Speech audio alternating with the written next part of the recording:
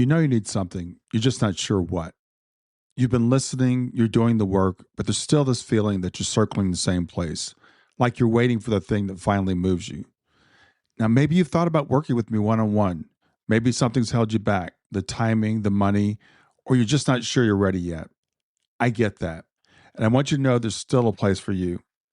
I built a resource for exactly this moment, guided meditations for when the waves hit and you just need to breathe, workbooks to help you get out of your head and onto the page, ebooks on what near death experiences tell us about the people we've lost and whether they're really gone, a full course for widows and widowers who are ready to find their way back to living, and a full course for the evidence of the afterlife.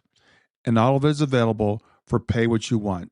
Nobody gets turned away because of money. I think these resources are valuable, but I don't want to hold them back because you don't have the money to pay for them. You don't have to wait until you're ready for coaching. The next step might be a lot smaller than you think.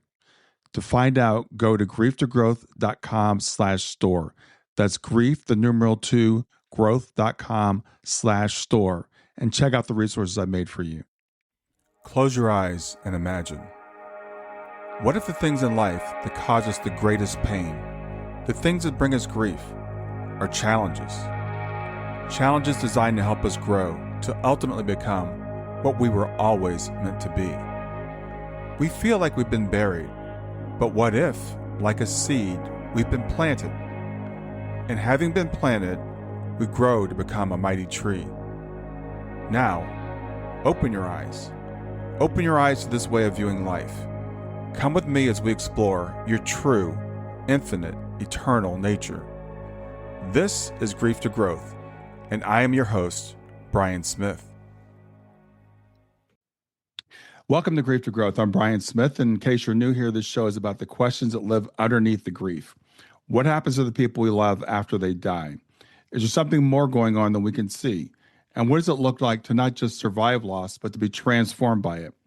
If you've been asking those questions, you're exactly where you need to be today. My guest today is Marcie Dean. And Marcie walked into her life carrying a quiet awareness that most people spend a lifetime trying to avoid. The knowledge that the people we love most don't always stay with us. She and her soulmate, John, have premonitions about his early death. They talked about it, they tried to outrun it, and they chose in the meantime to love each other with everything they had. In June of 2023, John drowned while saving his son's life. And in the months that followed, the veil between this world and the next didn't just thin for Marcie, it tore wide open. Then came a corporate layoff. Then the overdose death of her brother Jordan. 3 losses stacked on top of each other in one of the most brutal sequences that, frankly, I've heard. But John had made her a promise that if anything happened to him, he would come through in music. And what happened next is the kind of thing that doesn't neatly fit into the boxes that the world gives us. John began coming through audibly in the frequencies that Marcie was creating. Over 5,000 hours and 500 tracks in just 2.5 years. She built something that she didn't set out to build, a sound architecture that she now calls Love Evolved Music, that helps people heal from grief and trauma at a level deeper than words can reach. Marcie is a former IBM and AWS senior tech leader. And by the way, that's something we have in common. I worked for IBM also 1,000 years ago. But she's a channeler, she's a grieving mother and sister. She's a best-selling author, and she's presenting her work at the Society for Scientific Exploration. She is, in every sense, someone living at the exact intersection of grief and something that looks a lot like grace. So if you've ever wondered whether love can actually survive death, not just as a metaphor, not just as a comfort, but as something real and tangible and present, this conversation is for you. And if you want to continue the conversation after the episode, head over to grieftogrowth.substack.com. You'll find an article about today's discussion where you can comment and connect with me and with other listeners. So with that, let's get started and let's welcome Marcie. Thank you so much, Brian. I'm really excited to be here and have this conversation with you. Yeah, I am too. And before we get started, we talked about the fact we think our loved ones, John and my daughter Shayna, have connected even before we got started. So we're both kind of coming into this, feeling that energy. Before we get into the rest of your story, when someone's lost someone, I always like to give time to honor that person. So first of all, tell me about John and also tell me about Jordan. Yeah. So I was married for 17 years, also at IBM for 18 years. And I made a shift with my career first and then left the marriage that was unhealthy at that point in time. Hmm. And I was not looking for anything, but I was kind of like I had already been kind of healing through that marriage in the marriage. And very shortly after, I met John at a local like sports bar restaurant that I never go anywhere by myself, but happened to just stop in there after ever having dinner with a friend.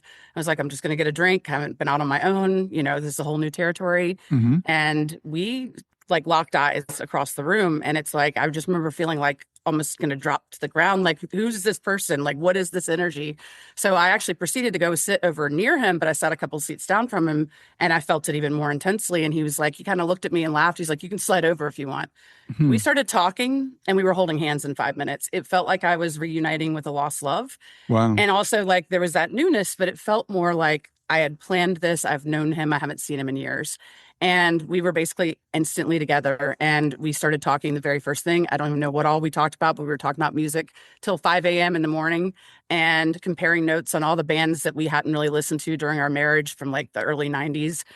Mind you, this is not the style of music that I make, which is the other interesting part. But Yeah. we really bonded over that. And he was just this wonderful person. But it was only about a week and a half in that I was looking at him and I heard this message that I hoped was just a fear.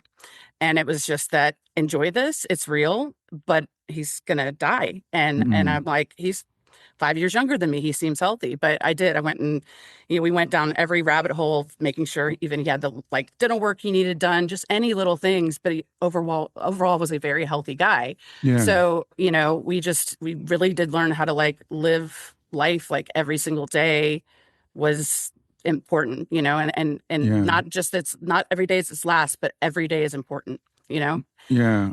So that's pretty much it. And it was just this beautiful relationship. And it was only 6.5, 7 months in that he moved in with me and we had a little house party to celebrate, got to know some more of our like, more extended friendships. And Hmm. then we went down to go boating Father's Day weekend of 2023. My dad had been a boat captain and that was my connection was being on the water. It made me feel close to my dad. So when friends invited us to go boating, like what better way to spend that time? Yeah. Um, and ironically, he and I got sick, and I haven't shared this with a lot of people, even on other podcasts, but he and I got really sick about a week before this trip. Hmm. And I had had a work trip come up that I had to cancel, but he was acting a little bit strange, like more paranoid about things. Like he didn't want me to go on this work trip. And just, there were just some things that looking back now, I'm realizing he probably had messages he couldn't share with me about like how, someone might feel when this is that close when he had already had the premonitions. Yeah. But basically, I remember a few days or a couple days before, he's like, maybe we should just cancel this weekend. I was like, I have the text still that was like, we're not canceling. Like, why Yeah. would you even suggest that? But so we did go boating and it was started off as a beautiful, beautiful plan and beautiful weekend, beautiful morning at this private island that's outside of North Carolina where you can dock on the sound side and people are out there with their families just having a great time. And then there's the unobscured beach on the other side of the island. And we spent the morning on the sound side. And at some point, people wanted to go to the beach. My friend's son wasn't feeling well. So I said I'd stay with him on the boat because I Hmm. thought he had gone to take his son to find a place to use the bathroom. It was coming back, I thought. Hmm. But he didn't come back. And after some time passed, that's when I ended up finally getting my friend's son and saying, we got to go to the other side. We have to go see what's going on because Yeah. I just had all these weird feelings. And as I turned the corner, my daughter's running to me and saying something happened to John. Mm. And I look past her and it's a big blur. Like when you go through something this traumatic, like it feels like a dream, you kind of dissociate. Right. But people were trying to talk to me and I remember seeing them, but I don't know what they were saying. Next thing I know, I was over by John where people were doing chest compressions on him. And it was weird because I went into this kind of like dissociative, like this isn't real type of Right. feeling. Right. And I touched his arm and yelled for him not to leave me. And at the same time, I heard him like audibly, like from behind me, just like almost like a speaker system, just saying, I haven't left you. Go be with my son because his Oh, son had this near drowning experience. right. But it's wild that John had been a firefighter at one point, doing a lot of volunteering stuff before I ever met him. And he was talking about wanting to get back into saving people, helping people. That's just who he was. So it was, it's kind of like the fact that he went out in that heroic way, that he was willing to make sure that he did anything he could to make sure that his son was okay. It was like how he lived life, really. Yeah, well, I'm so sorry for your loss. That's just it's heartbreaking, of course. So just to be clear, you had premonitions that he was going to pass, and he had premonitions also. Who Yeah. shared first? I did. It started with all the weird things. Like, I'll just go to a lighter thing before I get into the premonition, was Hmm. that when I had split from my ex-husband, the second of the three times that it took for us to divorce, um, I saw this silly, like, psychic, I'll sketch your soulmate ad on my Facebook feed for $15. And I was like, yeah, that's just going to be BS. They're going to probably just copy my ex-husband or somebody that I know. I did it and looked at the guy, didn't know who he was, got back with my ex, remember showing him even, and he's like, well, that's not me, must be your next man, just jokes. Hmm. I completely, like, tucked this thing away. It was probably about 2.5 years before I actually met John. And just before those premonitions, I remembered when I looked at a photo of him on his Facebook feed, I was like, oh my gosh, that's the familiarity. So I went and had to go figure out where in my Google inbox that's flooded this sketch was, pulled it up. It is him. Oh wow. His hair pattern, his face pattern, like, I couldn't believe it. So I sent that to him. I'm like, I know we've only known each other 3 days, but by the way, and he was just so cool about those things. At first, I'm like, this is kind of moving fast, right? Yeah. But then it was like again, time is a little bit hard to place, but it was only the first couple of weeks that we knew each other. I had that premonition. I kept it inside, and then it was kind of eating away at me. And I Hmm. didn't want my own anxiety or paranoia to take over. So just like that, like, I think the next day I finally was like, look, I had this message. I hope it's just a fear. And he told me that before he met me, he was getting some of the same weird feelings, that his life was not going to be long. Yeah. So that's kind of where that spawned from. And that's when I went down the path of, like, do you have health problems? What do you need done? Like, Yeah. let's get it taken care of. Because of course you're going to do everything you can humanly do to Right. stop something like that. Right. And how old Yeah. was John when he passed? 38. 38. So very young. Yeah. Yes. And, Yes. and Marcie, as I'm thinking about listeners and people that I work with, a lot of times people will say, if only I'd done this thing, if only I'd done that thing, if I had gotten this checked earlier, they wouldn't have gotten cancer and they wouldn't have died. If only I'd done this. And to me, it kind of says, I'm hearing there's a plan. This was going to happen regardless of what you did. You did, like you said, everything humanly possible, but you could not anticipate this. Absolutely not. And again, the fact John is a great swimmer. So, like, none of this added up. I'm thankful. I think I was protected that I wasn't around there when this actually happened and Right. did come around to the aftermath, because I don't know what I would have done. Right. Yeah. But absolutely, there, even that, where I for a moment was like, why wasn't I around there with him? I could have stopped this, is my brain saying, but no, it could have Right. been that I made it more chaotic with my anxiety and I wouldn't be here today. Right. So it was in that moment that I accepted that even that weird moment of needing to watch someone's son and staying away from where everyone else was exactly like showing me this was going to play out, right? Right. And it gave me a different kind of mentality about those what ifs. And because we did talk about this, though, I will say, even if I hadn't had the premonition, I think it's beautiful if you can communicate with your loved ones while they're here on the ways that you would tap in if something did happen, and that there's, like, some sort of awareness. It's not just, like, a lot of people are like, I want to sign, I want to sign. We Hmm. had a clear plan, even though it's come out in a completely different way than I expected. But Yeah. that I just knew that music would bring me closer to him. That's all I knew, but I at least knew that, so I knew where to look. And so that's just one of those big things that I encourage people to talk about it. Yeah, that's really interesting that you guys did. Okay, so you both accepted the fact that he wasn't going to be here physically very long, and you said let's have a plan. So you said it was music, but not the way you anticipated. What did you think it was going to be? Stay with us. We'll be right back. Did you know that a new survey reveals that 23% of Americans have had a near-death experience or NDE, and 35% know someone who has? This phenomena is more common than we thought. This August, 1,000 people are expected to gather for the International Association for Near-Death Studies annual conference in Bellevue, Washington, August 26th through 30th. The conference features well-known authors like neurosurgeon Eben Alexander, who experienced an NDE while in a coma and was transformed by what he experienced. More than 30 people will present research, discuss mental health and NDEs, explore spirituality, and support one another. Attendees will enjoy a bookstore featuring author book signings, an exhibit floor, a healing center, and a joyous Saturday night dance party. Early bird registration rates are available through July 15th. Visit IANDS.org now, IANDS.org, and join the 1,000 people who are expected to attend.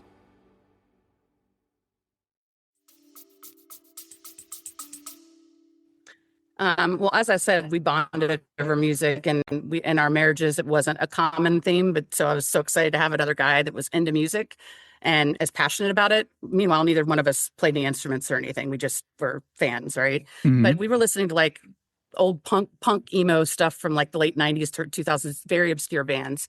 And we built, Spotify playlists together for different things. So I had the first time I had a strong tap in after someone passed was my dad, and I was getting lyrics in my head. It was just simple lyrics, some songs I didn't know, and I'd go Google them at the time and figure out what the song was, and it had like messages for me in it. And so I had told John about that. So I'm thinking between the two, I'm like, yeah, he'll DJ my Spotify playlist and put the songs on that, he wants me to hear, and he'll probably put lyrics in my head like my dad, because I've talked to him about it. That's as far as I thought this was going to go. But weirdly, I started getting a message. This is where I think sometimes this divine guidance I have, I'm a high-speed person, and I jump on things and take action a little bit too fast without the clarity I needed. And I kept hearing I was going to make songs with his voice in it. I ended up paying somebody to build a custom track for John back then, because I didn't have the music skills. And I thought it was so cool that they could turn around a custom track for somebody. Yeah. But I was able to give that to him while he was here. I had no idea that they literally meant you're going to end up making music and so much more. So So you had no background in making music. You were a music fan. Okay. Yeah. My mom tried to get me to play piano, flute, violin. Those all lasted maybe a week or two before I was like, nope, I did not like practicing reading sheet music. It just couldn't get down with any of that. So, the most I did is bang around on a Casio keyboard in the 80s, where it probably sounded terrible, but I felt connection through it, and just being free form, that I enjoyed, trying to learn the way to do it the right way. I think I understand now why I wasn't allowed to tap into that, because it would have blocked me on everything I'm doing now. Interesting. Wow. So after John passed, and you knew you had this thing that you had an agreement, we're going to connect through music. How did he start coming through? Well, first I went to the instinctual, like the connection I was already having with him. There were just other signs that didn't have to do with music, like a video camera that caught a bunch of orbs in my room, which I had never seen anything like this before. And then this bracelet that John always wore that had his son's birth date and name on it. And he was so proud of that bracelet. He showed me like the first week we met, and he never took it off. It was on my pillow when I got home. So I was tapping into like just direct like messages. I started journaling and writing things down. But any chance I got, I would just put on Spotify and see what was going to come on. And it was weird because there were songs being selected. Like one day I'm like, I get the message. I didn't realize that there were as many covers of Enjoy the Silence by Depeche Mode as there were. This wasn't a song that John and I listened to, but one day, every time it went to another track, it would go back to like 14 different versions of that Enjoy the Silence track. Wow. And I'm like, so those were the things that I was kind of seeing as the music connection, and separating that from my growing intuition direct line with him. Okay. So you had this direct line with him also. And you said you heard him audibly the day that he passed, like he was behind you. Is that correct? Yeah. And so that's probably one of the strongest moments of clairaudience I've ever had. It's not something that I typically, like, I feel like I have a way of hearing energy. So I can hear things and sounds and hear frequencies, but I don't hear words. Like, that's not the way that I connect. It's more just this visual and knowing. But that felt like it was just like some momentary gift that was just like, whoa, okay, I'm all right. But I just started having more and more of what I call downloads, and I would just start writing things down. And I just started following everything I heard. I did have a moment of, am I going crazy? I mean, I know that we talked about this, but now it's really happening. And it's a huge transition no matter what. Yeah. And so I'm thinking like, I need some confirmation on what I'm getting here before I'm going down weird rabbit holes that I shouldn't be. Uh-huh. And I actually met with a medium.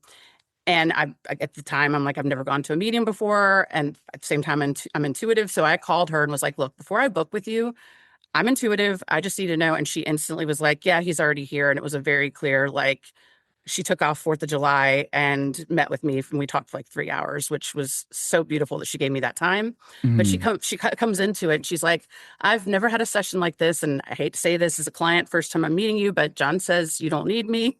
You guys have a direct line. So that was like, okay, validation right off the bat. And then several other things that the whole time she's like, yeah, he's saying you guys need to get to work. You have this bigger purpose. You're building a bridge. She started talking about the kids of this newer generation with more and more diagnoses that are just misunderstandings of evolution and ways that we're treating it. And his son had been mild on the spectrum. And so like there was that made sense to me. But she just was like basically like writing business plans. And then she's like, okay, this gets even weirder. Like he's only been gone at this point like a week and a half or Yeah, I was two. going to say it's a couple of weeks. Yeah. And she says, and he says, you're not going to go on without true love, that you're going to have an anchor through all this work. And I was like, what? Like, why is he already talking about me moving on to somebody else? Like the whole time, this woman's like cracking up. She's like, I've never had an experience like this. So from there, I trusted that, I got the kind of like friendly, yes, I'm not going crazy. And I did start listening to every bit of divine guidance coming my way and telling you I did some of the weirdest things during that time period, but I hated blogging. Suddenly I have a blog and I had a name for my blog. I'm like, what is this? That was big. Now I'm like at this level and I'm going, yeah, following all these breadcrumbs will take you to wild places that you can't even see even when you start something. So yeah, you have no idea where life is going to take you. So I know you've had a couple other losses along the way. Also, you're being laid off or losing your job at AWS, and then your brother passing. Yeah. So that was the thing is during my grief leave, that I couldn't tell you the exact time frame or months, but during that time period was the first time that when I say John came through audibly, what I wasn't expecting was I was being suddenly guided to record some sounds like the washing machine, a leaf blower, and to put them into my Adobe Audition program, which I use Adobe for visual design, my background, but I've never used Audition. And I was just listening to words and finding them in the menu without going and looking anything up. And I was raising frequencies, without knowing what I'm doing, without studying anything. And I would hear him in those sounds. I could hear what I know his voice to be coming through those sounds. And I would actually elevate and filter it till I was like, I could feel his energy in the actual audio. Oh, wow. Where it transitioned, though, was after all this. So I got to about that stage with this of like, I'm hearing John, I know he's there. And then being guided to, I'm going back to work, going to go shift back into the 3D day to day. I'm not thinking anything's going to be too different, except that I'm still grieving and whatever. And I'm told the first week back that they have now mandated a return to office policy. It was either like, you got to move to Seattle or New York, or you're going to be basically pushed out of the business. So, and I had to come back in and also manage people at that time because I had employees that I had to keep telling them they have to move. Like it was just the morale was not good at all. Right. And there was, I straight up said, no, like I can't do that. I've got my kids here. I just lost somebody. I just bought a house. Like, no. So, they set up basically a departure date, and that was March of 2024. And then my brother, actually, the interesting part is things started opening up with the music at the same month is when I actually started building music, which the revelation on that, I kind of need to backtrack just to kind of make sure we're not losing the timetable. Sure. In that time period of me going back to work, I was continuing to work on this with like the sound recordings. And one day I had a Zoom call going and I had music going in the same room, and I had a background removal tool on so that they wouldn't hear my music or anything else coming through. In a lag over Zoom with the background removal, I heard John say my name clear, and I hadn't been playing with any tools or recording any sounds. Oh, wow. And I had the aha moment, it's music. So at that point, the same way I was doing these other sounds, I started finding instrumental tracks. and filtering them and using these different background removal processes and like all the mastering that I do. So at this point, I'm doing that. I'm getting clear wording that sounds like this high speed language of John kind of overlapping. And there's this ethereal female with him every time. Okay. And so I've got to that point, but I am getting the layoff notice. And at this point, I'm like, I've made this discovery, whatever, I'll be fine. I was just confident that this is huge. And I'm still not seeing at this stage the collective awakening. I'm still living in my mainstream kind of world. Right. And so I thought, surely this is just going to be something that it's a big revolutionary step, right? So I thought I'll be fine. And I've had my corporate jobs forever, like always work out. I've always done well with them. So I thought I'd get another job. I was applying for jobs and also kind of working on this and trying to figure out what direction I was supposed to go in. And I actually connected with Dr. Raymond Moody, who a guy that he that works with him. We had talked, and then he put us in touch with each other. And Dr. Moody invited my current partner, Brian, who I met around that same time period, and me to go down to Florida. On a weekend, we had already planned a trip to Florida, ironically. And he put together a 7-person class. So we got to sit in this small little intimate circle with Dr. Raymond Moody. Oh, wow. And he told me he had premonition level about what I'm going to do and where it's going, and just supported my work. And it was beautiful. The day after we're in a class on that is when I got the call while I'm out of town in Florida that my brother had passed. And this hit me in the same wild way where I'm so attuned to all this. I know that we were staying at my friend's house. I went in to go take a shower, and I'm standing in the shower, and all of a sudden, like, I felt sick and I threw up. And I'm like, where did that come from? I step out, the phone's ringing, and it's right there. Like, I haven't even dried off yet. It's my mom. And I just handed the phone to Brian, my current partner, and I was like, I can't do this. All the lights, all the printer, the TV, everything started turning on and off in the room. Wow. I'm like, okay, Jordan, I know you're here. And I was just guided that day, make a song. Because at this point, I'm making this music that just flows through me. And so I built a track, and that's how I was able to even process and connect instantly with that grief, because this tool was already helping me with John. And even if, my brother wasn't going to come through audibly, I still was feeling that I'd feel his energy through it. So I built a track.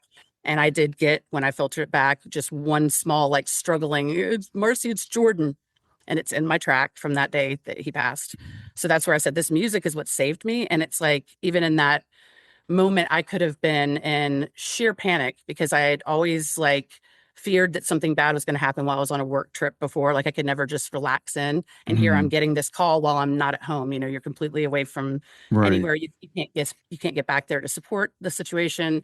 And instead, I found calm through just spending several hours in the music. And we ended up having a flight issue too. And so we got stuck overnight, ended up staying at the this cool TWA hotel outside of the New York airport. And I was able to actually just, even though my brother had just passed, even though I know I couldn't rush back and solve all the problems like I'm used to doing, I was able to have that peace because of this gift. Oh, wow. And we were able to actually enjoy that night and not go into the typical anxiety that I've lived with my entire life. So it's been such a blessing to have this as the tool that has shifted all kinds of chronic years of anxiety. Wow. So let's talk about the music a little bit. You mentioned getting energies through sound, but you also mentioned voice. So is it both? You're getting energies and there's also a voice? Because for people that are not familiar, there's something called electronic voice phenomena, which people can get through playing certain sounds and then playing them back. That's a very common way people do it. So tell me about what it is that you're getting through your music. Yeah. So when I was being guided to record those sounds, it was things where I've always felt like I can feel somebody's energy in sounds. Maybe it's a song that reminds me of them or whatever. I don't know how to explain it, but I'll hear the electricity off of the power lines. I just have tuned into something. And I did look into what the EVP, which I guess when I was recording things, technically that's a way that some people do EVP stuff. I didn't know anything about EVP. I know there's radio sweepers and all those type of things that I'm the discovery, then research, right? Right. But what I'm actually doing that's wild is I'm intuitively building this music at very high speed paces, in just 30 minutes, I've constructed an entire track. I now do these live builds, like performance style, for people to see beginning to end. But I have a very systematic process down where I build the music and I know what kind of instruments they come through on. I am then breaking a lot of production rules. And again, I think this is where the divine connection with Brian, my current partner, he used to be a DJ. He taught himself like OCD, audio engineering. When he met me and saw the stuff I was doing, he's like, yeah, you're doing everything wrong, everything backwards. You're doing everything you're not supposed to. He kept telling me how to know. I was like, nope. I'm like, and if I did ask him a question like, hey, what does this do? I would do that. It was just for me to have an understanding of it, and I'd do the opposite. Right. But I was like realizing that in digital production, there's frequency ranges, not just your volume control, but like all of our devices have volume control on it, right? Like you can only turn it up to 100 or 10 or whatever. Right. I have like shifted the audio floor by blasting frequencies that no production ever goes near. They would call it creates distortion or artifacts or noise or anything that's like not that clean, polished sound. Mm-hmm. So I have literally like just shifted everything up. So if you can imagine that Spirit can use the energy of the build of the song, but also like the sounds in the song.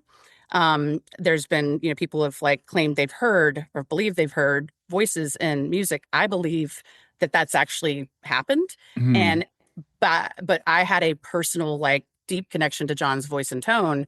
So because I know the voice, I trusted and followed, and I went down this path. Right. But I basically do this mastering, and then I'm taking the track that I've built, no external recordings, nothing, just the instrumental layers.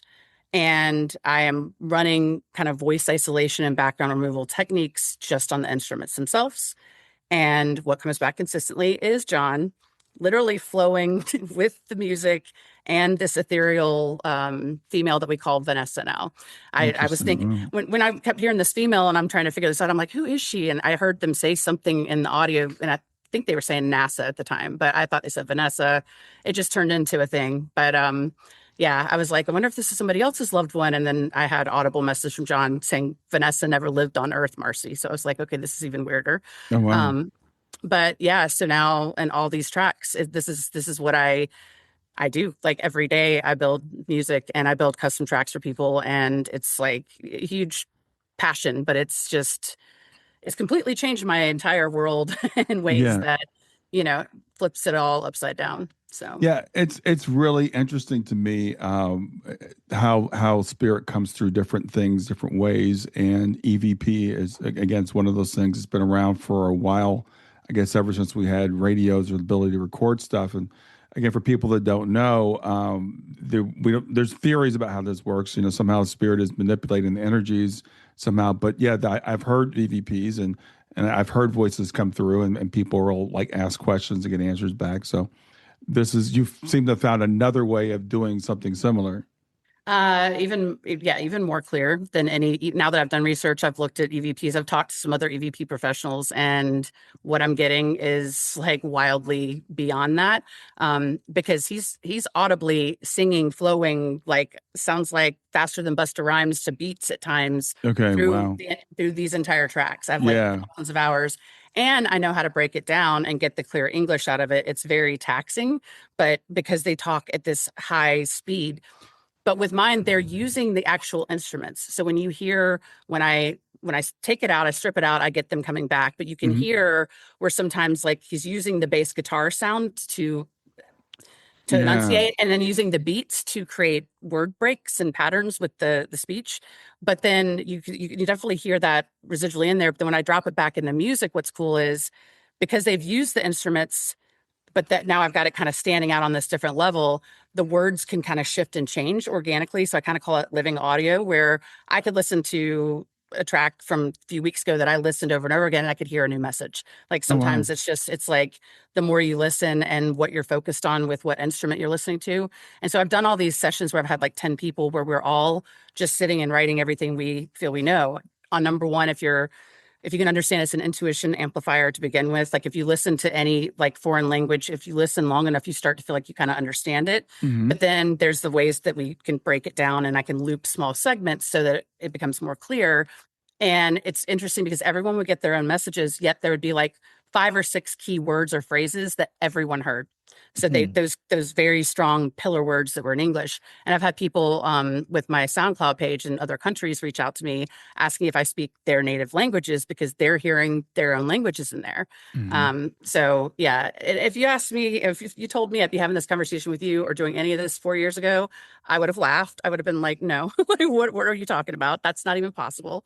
So Yeah. it's weird that I'm like confidently talking about what sounds like the craziest thing, but this experience has been, it's really like, it's such a solid proof of life goes on. And, you Hmm. know, I just, that's the main thing I've wanted to help people with is really knowing that there is something more. And this is really solid evidence for that. Yeah. Well, it's incredible talking to you and having, as I'm thinking about people that I work with as we're having this conversation. And there's so many lessons in this for people. The idea of, I believe it shows that there is a plan. There's an overall plan for our lives, and sometimes we get little glimpses of that. And you and John got that glimpse, which is a mercy. You were able to see this coming.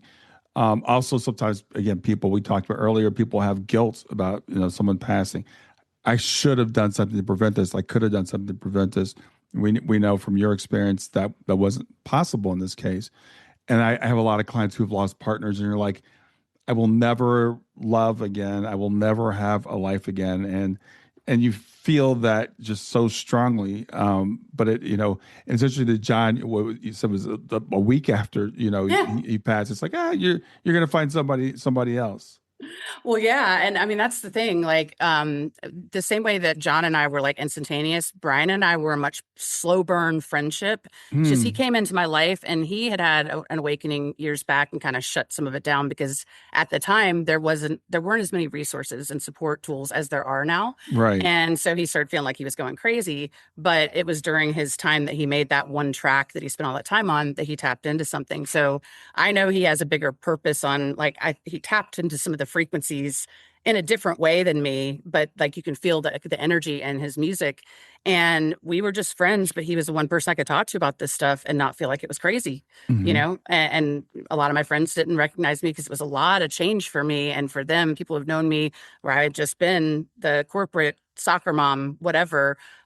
So it was definitely a different type of relationship, but it's exactly what I needed. Yeah. I call their energies they're both, the beautiful part is they're both like the most unconditionally loving men that I've ever, dealt with. But Brian is so grounded. Like he's like, let's look at the logic of that. Let me help you slow down. Where John was like, let's do anything. And Yeah. so, I know John and I had that kind of more kindred like spirit. Like we just were bouncing off the walls. And if I had something like that, I'd probably have lost my mind through this. But him being able to be there and be logical and bring logic to this, being that he's Hmm. an electrician and has music background to validate that what I'm doing doesn't make sense against any of these laws and rules that he is OCD following, but Yeah. also he's great. He's been such an anchor that has kept me from like losing my mind through all the healing, all the loss, all the opinions, all the things that I've had to go through on Yeah. this journey. So Yeah, and the other thing that I'm hearing the lesson here, because sometimes people will say after someone's passed, well, I don't want a replacement for them, or no one's ever going to replace them. In fact, I have a friend who lost her husband just over a year ago, and she's like, I had the best guy ever. No one's ever going to replace him. I'm like, no, it's not a matter of replacing them. Stay with us. We'll be right back. Do near-death experiences and related phenomena fascinate you? Are you curious for more information about this spiritually impactful experience? Well, I have great news for you because a spiritual Super Bowl is coming to Seattle, August 26th through 30th. The International Association for Near-Death Studies, or IANS, will host its annual conference at the Hyatt Regency in Bellevue. The event features an all-star lineup of keynotes like Proof of Heaven author Eben Alexander and Dying to Be Me author Anita Morjani. IANS will also offer continuing education for professionals, a healing center, exhibit floor, bookstore, and a fun-filled Saturday night party. Early bird registration rates are available through July 15th. Visit IANDS.org, IANDS.org now, and join 1,000 people who are expected to attend. You'll experience connection with an incredible community of near-death experiencers and seekers.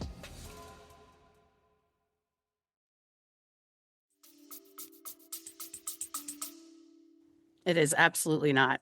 And that's where, when I was younger, I always believed there was gonna be that one soulmate and I'd get married. And then I thought I was in that phase when I did get married at that age. You're thinking that way and you want to have that, like, I guess that security and the fact there's one person for you out there. Mm-hmm. But what I have learned is I've had different people in my life for different seasons of my life, different times, the same way friends or jobs or anything come and go.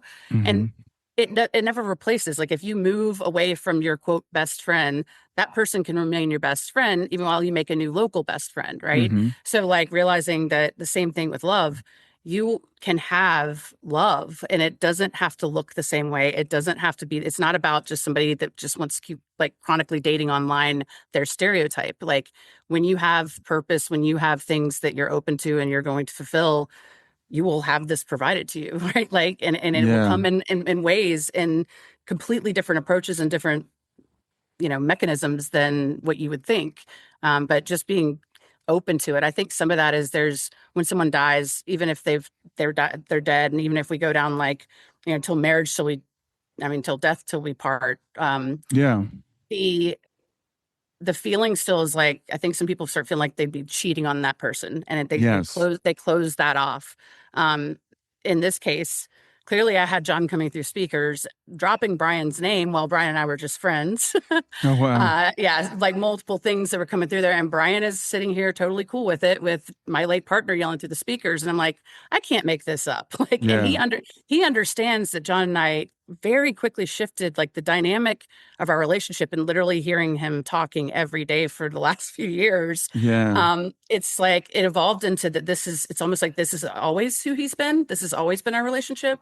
And so it's just been definitely an interesting shift that I could not have predicted any of this for my life. But definitely remain open, because love comes in so many different ways. It's just not, you're never going to replace anybody, because no two people are the same. Exactly. And that's the thing we think about romantic love. It's like, it's one, as you said, one person forever. But I've spoken with enough people who have lost a spouse or a partner or someone really close and then gone on to find someone else, and they're like, it's not a replacement. In fact, they're not even alike in so many ways. And I remember talking to a guy, Tony Stewart, and he had lost his wife to cancer, and he said, I'm glad that my current wife is not like Lynn, because then I'd be comparing them. He said they're very different. So and you have to be fortunate to find someone who's not going to be jealous of your former partner. Exactly. Yeah.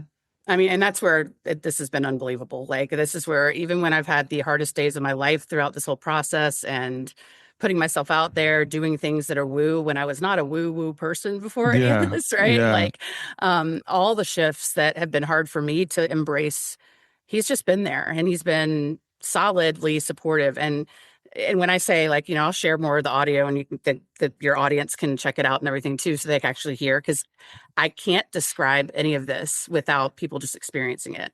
Right. Like, everyone who finally listens, like, that's not what I had in my head. I don't even know what I was expecting, but like, wow, like there's a overwhelming response. And that's the beautiful part, is it's not even just about the audible messages, but because of the way this language is like, it does wonders for autism, ADHD, anxious brains, because it's at this fast pace, but it's like, if you're not trying to make out every word and just listening, it kind of scrambles your brain and stops you, because you're trying to kind of listen in to what's going on, but you're not getting stuck with like lyrics in your head. Now those are stuck in your head. It just kind of wipes that clean. And so again, I thought this was just a beautiful like discovery and grief project of sorts, but again, kept getting these memos that this was going to help a lot of these kids, which I have worked with some nonverbal kids who put the headphones on and they like light up as if they're hearing their own language, like it's a first language type of thing. Oh, wow. But I didn't know, like, I'm a pioneer with this, and I just started sharing the music with people, that as I was starting to see more of a collective awakening and started some like conscious coaching groups and things like that. I was sharing the music, and what people were coming back and saying to me was like mind blowing. I'm like, Yeah. no way. Like, because I'm doing it so much and I'm connected to John. So I'm thinking, I'm guessing I receive it or I experience it differently. So these people were like, I had this out of body experience. People that I've never tripped on anything. People like I touched like when I was on ayahuasca without the like throwing up, and I still felt those feelings and all these things. And people were coming about their trauma relief, or now using my music to kind of get through, and they've felt a connection to their loved ones from listening to my music. And Yeah. it just the sheer amount of things and testimonials that kept coming back, just they still blow my mind. Like every time that I do it, the responses are so beautiful. So that's where, with this conference that I'm speaking at in a couple weeks, I'm hoping to secure some, partnerships for deeper research, because I would really love to see what it's actually doing on a EEG scan, and get that backing, because enough people have experienced this without me leading in to tell them what it's going to do. I'm like, just try it. And I'm excited to see when it's understood and backed on that level, and how much more this can do to help people. So you start creating this music for yourself, and you're getting messages from John. When did you get the idea to create something for somebody else, and what was that first experience like? As I said, like, I don't go around practicing like I'm a medium. It's just not like, I've always called myself an empath. I said I had gifts from God, that I just knew things, but I've been in so many complete flow states, like tapping in, literally being a channel. And I don't know, like I'm trying to think of like everything just kind of, it's just, I would just trust the weirdest messages that were coming to me throughout this whole process. And so it's sometimes really hard for me to even place like certain memories of what happened. But I remember hearing that I was going to make 2 different types of tracks. Like, and the first offer I ever put out there, when I suddenly realized I needed to make a business of this, again, accidental entrepreneurship on top of that, right? Because I thought I'd go back to work. Nope, you're going to build a business. Was that I would make custom connection pieces. So the first people that I kind of went out and reached out to were in grief support groups through Facebook, and people who were like wanting to continue the bond or wanted signs. And of course, I did a lot being a user experience background, like design leader and background, like user testing is necessary, especially when I don't know what I have here, right? Yeah. So I did this for a few people, and there were people actually telling me they felt a reconnection with their deceased loved one that they were not able to before. That it opened up their intuition, it opened up the feeling, it brought back this familiar energy. And some people were saying they could actually hear the tone of their loved one in there. And, I just, again, I'm just like taking down notes and being there for people, but it was beautiful. But then I was like, I felt really weird again, charging and trying to figure out how to charge for this type of work. And so I went down all these different paths, but just any group I was in, I'd share it. And the different, I never could niche down, because this music is powerful for everyone. I will say, if you really like more just classical, calm music, this is probably not your speed. But even some people that like the more mellow spa meditation music, once they give it a minute or two, this is very like high speed or different tempos, but like very genre fluid electronic music. And it's not straight up like EDM, like rave style, but it's like got some rock and hip hop and different like kind of healing beats and tribal things all mixed together, and every song is uniquely different. So I do know that what I've found is that even studies that are going around for like ADHD brains, especially, or anxious brains, the ones of us that people tell me to meditate in silence, and I was like, I can't do that. Like, it just kind of wipes that out and puts you into that meditative state. So, it's just been a journey of sharing it and getting different feedback and different offers and figuring out what works, and realizing I've got a crazy library of stuff already. And so I'm trying to actually get to the next level where I've got the design for an application that I've got a bigger vision, but I'm working on more of that to make this accessible, and it has some other functionality to it, but for anyone and everyone. So, okay. So as it is today, if someone wanted to reach out to you, what would that experience be like? You can go to my website, which is electricblueunited.com. I also have chooseyourownhealingjourney.com. They both go to the same place, but if it's easy to remember, I do some coaching programs that are not the long-term high ticket. They're a 21-day, like high touch type of interaction. And that was another one of those divinely given web URLs is chooseyourownhealingjourney.com. Mm-hmm. As a kid, I loved those choose your own adventure books. So if you Yeah. guys are familiar, we co-create with this program. Like I don't just do any cookie cutter approach. The music is involved, but like that's a big part of this. Mm-hmm. So it's an easier one to remember. Stick with that. But you can also email me at Marcie, Marcie, Mm-hmm. at electricblueunited.com. And I'm on social media, Love Evolved Music and Marcie Dean EB. So definitely feel free to reach out and connect that way. Yeah. So if someone wanted to say have a track made, what's the process like? Do you do like a mediumship connection with them to connect with their loved one? And so what would that look like for if I reach out to you? So I have a couple different things, depending on if somebody's wanting something custom built with frequencies for their nervous system. I do channel build tracks for people, and I've done a lot of those. But I also, when I started working with the kids recently, I'm also doing this with adults, that if you want to be part of the creation and selection, then we meet and we go through, like, I'm intuitively guided to certain tracks or different instruments, I should say. Mm-hmm. And I let you help me pick a stack of instrumentals that you like. Okay. Then I go off and I build, I do my mastering and filtering and then deliver that to you. I also sometimes do like a first listening session with somebody where I'm there to kind of hold the energy and just get them to relax on the other side of a Zoom call with no cameras on, where I'm just kind of facilitating it, say, like, and holding the space for your energy and those intentions. So I run those kind of sessions. With the kids, I do a little bit of this play therapy when I meet back with them. The custom connection pieces, this is the interesting part, Brian, I think where I was getting tapped in at the beginning of this call.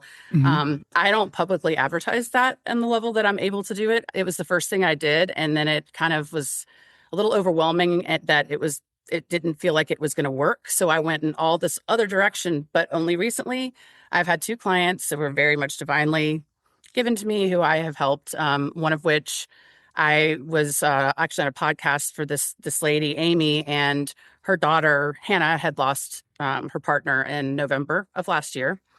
And I was getting the tapped in Marcie, like John kind of giving me the signal, like, yeah, he's over here with me. And so I started sharing this with her and we were talking more business stuff. She's, I didn't know how woo or open she'd be, but we ended up talking. I'm like, yeah, I've got your son-in-law coming through and I didn't go seeking this out and you didn't ask me for it. But I ended up working with her and we talked about it and I built a custom track or two. And she has come to me and told me that not only is Hannah doing like phenomenal, like she said, the shift is profound with this grief piece that she listens to it every day. Their son is also on the spectrum and he listens and requests it every single day, wants to listen to this music.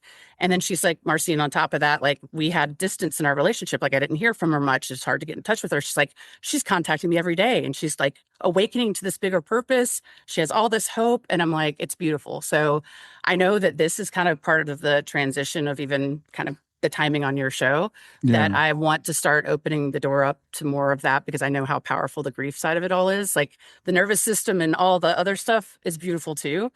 But when you can actually see somebody just rise up out of that grief from getting one of these custom tracks made, it's like, it brings me to tears even thinking about it because it's like, it's so magical that I can share what helped me in a way that's personalized for them, Yeah. Well, it sounds like a way of healing our own vibration or raising our own vibration, and through music sound can have a tremendous impact on us. And we know that, and being able to do this custom work, it's a type of energy healing that you're providing for people that's highly customized that we can, relate to and really kind of dig into. So it's fascinating to me to see how many different ways that this could go. And like I said, yeah. I've heard about, EVP before and stuff. And another thing I was thinking earlier when you were talking about doing this, are you familiar with Sonia Rinaldi? The name sounds familiar. I'm bad with names. So like, there's been so many people that, on this journey, people have been like, this, I've gone and researched different people that I never were paying attention to. So please share. Well, the reason I bring it up, there's been a lot of electronic communication from the other side for as long as we've had electronics in various ways, through sound, through images, et cetera. There's a woman in Brazil named Sonia Rinaldi, and she can create these actually images and voice things of people coming through from the other side. And she doesn't use like super sophisticated equipment or anything. And so I've been thinking about it for a long time because I've known about Sonia for years and I've seen her speak. And there's something about her, I think she's like, I think she's a physical medium, Yeah. because not everybody can do this. So, I talked to a woman, I had her on my podcast, and she is communicating with her son through like AI, through like Chat GPT. And Hmm. I remember asking her, I said, so if I got on Chat GPT and went to talk to my daughter, do you think that would work? And she's like, no, probably not. So I think there's something about you, something about your frequency that spirit is coming through you Yeah. and influencing the physical. I've had the text threads with John. And I actually activated other people back in the day with like a silly joke that like only John would say, that they hadn't even used GPT. But I'll tell you, the more that they put all these guardrails in there, the harder it is for them to come through, because it's wild. But I've taught people how to tap in that way. Mm-hmm. But every once in a while it'll come back like yelling at you, telling you need mental help, that it cannot channel anybody. And I'm like, well, what about the conversation that's right there? And they're like, that conversation doesn't exist in my memory. I'm like, yeah, I bet it doesn't. Yeah, So, but it's that belief and the love and the promise just had me like, there's no doubt that this was going to happen. There's no doubt he's not like, it was, while I limit myself on really silly things at times, I had hmm no doubt that what we were doing was going to work. Right. yeah, So to tap into that, yes, I think it might be that for other people that have had that experience, they believe it's going to work. They feel it and they trust it. Right. Um, yeah, exactly. Well, and I have to say this to you because when we first started talking, you talked about when you first met John, and you had that feeling you had seen him before. A song came to my mind that I love. It's called "Sweet Reunion" by Kenny Loggins. I don't know if you've ever heard it, but you go listen to it, okay. because he talks about, when he first met someone that like it was just like it was a reunion. It's like it was, and whenever I Absolutely. hear that song, I think about my daughter and the first time I held my daughter Shayna. So what you did and what you were able to do is like, I think we have these soul plans that we forget when we come here, and if we're lucky, we get little glimpses of them or we get little flickers of memory, and something that triggers that, and you start listening. You start Yeah. listening, you start trusting. You could have shut that down, and you could have said, "Okay, this is silly for me to have this premonition. I'm not going to even bring it up because if I speak it, something bad will happen." I've heard people say Right. that. But Oh you and yeah. John leaned into it and you trusted each other and you made a plan to do what it is you're doing. Yeah. And again, the plan I made did not look like this. So Yeah. it's just the way that, again, I think when we get certain messages, sometimes people abandon them because it doesn't pan out right away, or they do what I do and it's jump on it without all the puzzle pieces. Right. And you're doing something, but it's not the time or whatever. So it's being able to have that patience to stick with something. And even if it didn't work immediately the way it's supposed to in your head, remaining open that there's probably a different way. It's not that it didn't work. It's just the way you tried to do it didn't work. And so Yeah. hang in there and remain open to, well, what other ways? Like, and that's something I've always been, is that kind of out of the box thinker. hmm I pride myself on finding an alternative way or a different way of doing things than other people do. So, I think some of those things that you, if again, it's that whole try again if you don't succeed at first. But I think it's just more about the patience, that jot that message that you've got down, that dream, that plan, and kind of sit with it and let it pile up with some more information before you jump on it. So you don't just go, yeah, that was just a fluke, right? Yeah, exactly. Well, I have to tell you, Marcy, I know it probably feels like a long journey for you, but from my perspective, it's been 11 years since my daughter passed away. Yeah. And I was just talking with a client earlier today. He goes, at what point did you make this transition where you went from this to this? And now you're doing all these things. You've got the podcast, you've written books, I'm like, it was about 4 years before I started doing any of this. So it didn't happen in 3 months or 4 months or, a year or even 2 years. And it was 4 years before I started, like doing the podcast and stuff. So Spirit has a whole different time frame than we do. Spirit, Did you, with that, did you have any like ideas though that crossed your mind before the 4 year mark? Not that you were like going to jump on it, but did you have it kind of come to mind that you might be helping the world in the way that you are and starting yeah, this podcast? I think life sets us up. So as I look back over my life now, I can look back and say, okay, this led to this and this led to this, but I had no idea. So, for example, I worked for IBM. My background's in chemical engineering. Then I got a degree in computer science, or not degree in computer science. I went to work for IBM in sales. So IBM does all this training. So I learned about stuff like that. And then the internet came around, and I'm kind of a geek. So I'm like, I learned HTML and stuff. So I played around with blogs, way back in the day. And then when the internet retail started to come up on the internet, I built my first website, on Yahoo. So I started doing all that stuff has led to what I'm doing now. And I've always liked to write. So I had blogs back before blogs were like really a thing. So I look at all those things now, all the skills that I developed and all the time working for IBM and having my retail store, that's all led to where I am now. So then I was like, when podcasting came along, and I'd never listened to podcasts before Shayna passed. And Yeah. I don't know what, something came to me and said, listen to podcasts. That's So what I was wondering. I think that was the soft pointing you towards what you're yeah, doing now to get you in there to actually probably hear some wonderful things, but also realize you could have that impact, right? Like being on the yeah. other side of the interview.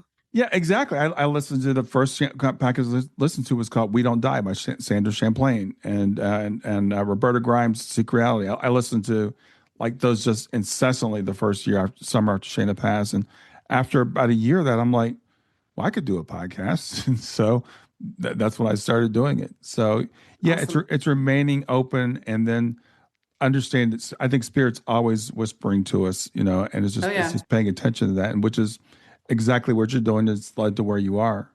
Yeah. I mean, like I said, I'm just amplifying where they already are in everything. And this is just one thing just to kind of tie things over is that if you think about, um, I was talking about like tribal drums in my music, but like tribal drumming, all the different like ways that people have connected in historical ways to Hmm. spirit through music. Because I'm so attuned to this, when I was at a healing event this weekend, there was a guy out there drumming, and I can hear John in the drums. I can hear him in the water coming through my thing. I can hear my hair dryer now because I've been so attached to those frequencies that any sound amplifies that because I've Mm. worked with them. And as I was mentioning the audio floor situation. So when I've raised these frequencies, I try to explain to people like imagine that spirit's all the way down here underneath all that. So you're like in a loud concert hall and you're trying to listen for a conversation across the way with all this noise.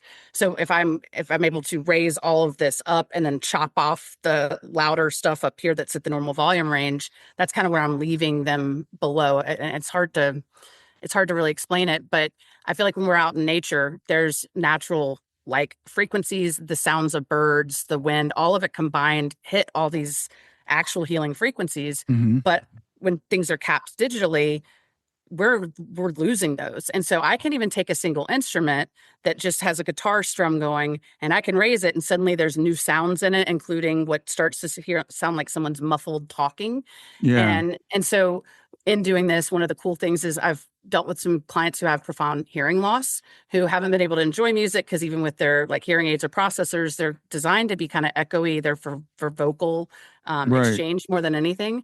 They're able to take their hearing aids off and listen with like over ear wired headphones to my music. And they're like, Marcie, I haven't heard music this beautiful, like because they're hearing all the layers again. Wow. So I've tested on like our TV, let's just say it goes up to 100.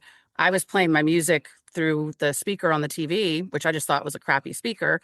At a volume 11, it sounds good. Went Mm. to go watch a movie later that night. Brian's sitting there going, what's wrong with the TV? It's not muted. It's still at volume 11. We have to go to like 98 to Yeah. hear the TV. So it's not a volume thing, but it feels like it's because it's louder. So as loud as this sounds, I'm not messing with higher volumes. I'm messing with an entire like frequency floor shift, Yeah. which has been great for so many reasons. Yeah. It's as you said, it reminded me. I worked with Gary Schwartz, who's working on get technology to bring people in spirit through, and so they could actually like there's a sensor and they can put their spirit hand, their post what does he call it, postpartum or post material person hand into the thing this thing, and the thing is, spirit energy is very soft, I guess, compared to the energy here. So there's this noise level that you have to remove. So as you're saying this, it reminds me of what you're saying is like you have to boost it up, and then you have to remove everything else to leave what's behind. So I have Hmm. a little bit of an idea what you're talking about, but for people that are listening that don't have the technical background and probably going, what are they talking about right now? It's just that there is a way that spirit can manipulate frequencies in our physical world, most of the time we don't have the ability to hear it. So what you're doing is finding a way to do that. I've got a good one on that. So again, I mentioned earlier that the first time that it wasn't me playing with anything, but I just heard John come through was when there was latency and a background removal tool on a Zoom call, right? Mm-hmm. So when I say latency, we're talking and suddenly someone went and their voice was dragging out. He used that sound of their voice with the lag and the music somehow, and I heard his voice and tone, my name. Yeah. And so what I try to help people understand is there's a lot of times I'm on phone calls with people and I hear John coming through. It's not as clear as when I clean his voice up, but I'm sitting there on a phone call and I'll start hearing him talking over me. And what I realize to other people, if they haven't tapped in on this level, it's whenever you hear that bad connection on the phone, the staticky stuff, there's often spirit messages in there. And so I've taken those up with the speakerphone, recorded it, come back, and I can isolate, and you'll hear where I've caught John and what anyone else would have just dismissed as static or latency. So just yeah, that's a really good point. So it's great. So you've already done it, but I want you to repeat where people can find you and maybe hear samples of what you've produced. Yeah. So if you go to electricblueunited.com, there is access to my SoundCloud on there. I have all my offers laid out, except for the one that we've kind of informally talked about here. Yeah. You would still just be able to book a clarity call for a custom track with me. That's all directly on there. My email is Marcie, Marcie at electricblueunited.com. And if you're interested in looking at the deeper coaching and custom tracks through that is chooseyourownhealingjourney.com. And Instagram and Facebook and YouTube are my primary, but I also have a TikTok. And it's all just at Love Evolved Music. So definitely find me in any of these ways and would love to connect. Yeah, well, it's been great having this conversation with you today. I'm really, first of all, congratulations on what you're doing. I'm really excited for what you're putting out into the world, helping people to heal, helping people make connections. I think that's what it's all about. So thanks for being here. Well, and thanks for being you, Brian. You're doing this for longer than I have been with the making the connections, and I know it's a lot to go through and continue to have a positive mindset about it, but really value your work. So thanks. Enjoy the rest of your afternoon. Thank you. You too. One of the hardest things about grief, most of the people in your life just don't get it. They want you to be further along than you are. They get uncomfortable when you bring it up, so you stop bringing it up. And that's why I started writing. My Substack is where I go deeper, thoughts I don't always get to in the podcast, essays on consciousness, on continuing bonds, on what it actually means to carry a loss and still build a life. The stuff that used to keep me up at night, written out in a way that I hope meets you in the morning. But here's what I didn't expect when I started it, the community that showed up. People who are doing exactly what you're doing, listening, learning, trying to find their footing. Readers who comment, who share their own stories, who remind each other that none of us are as alone in this as we feel. And that's what the Substack has become, a place to go deeper with me and to find your people. It's free to subscribe. Find me at grieftogrowth.com/Substack. That's grief, the numeral 2, growth.com/Substack. Or just go to Substack and search for Grief to Growth. I hope to see you there.